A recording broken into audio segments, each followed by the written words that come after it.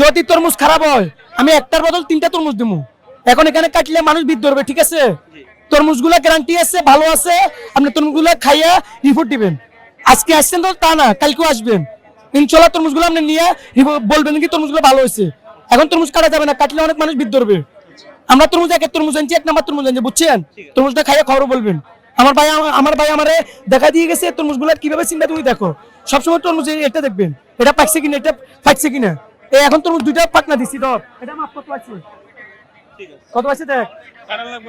না ওনারে বলছি আমি, আমরা জগদা বিবাদের লোক না, সাদা হলে আপনি খালি ভিডিও করে নিয়ে আসবেন।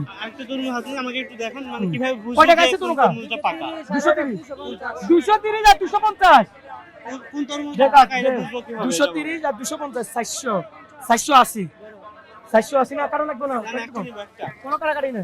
একটা নিব আমারটা। এই কালকটা এটা কালকটা লাগবে দিতে, এগুলোর বীর কমা আরে বীর কমা তুই।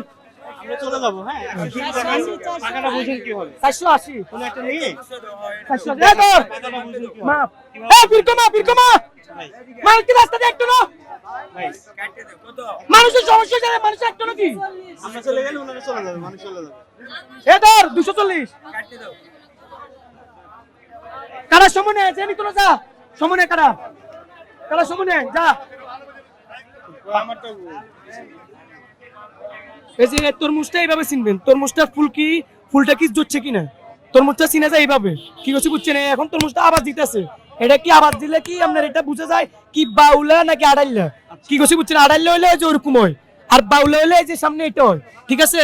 সবসময় তরমুজের ফুটকি দেখবেন, এই যে এটা কি ফাটছে কিনা, এটা হলো ফুলটা ফাটলে ফরিয়ে গেলে আমরা তখন তার তরমুজটা ফাঁকি হয়ে যায়, অলরেডি পাইকে যায়। কি করছে বুঝছেন? হ্যাঁ ওকে, ধরেন তরমুজটা নেন, হাতে নেন আপনি।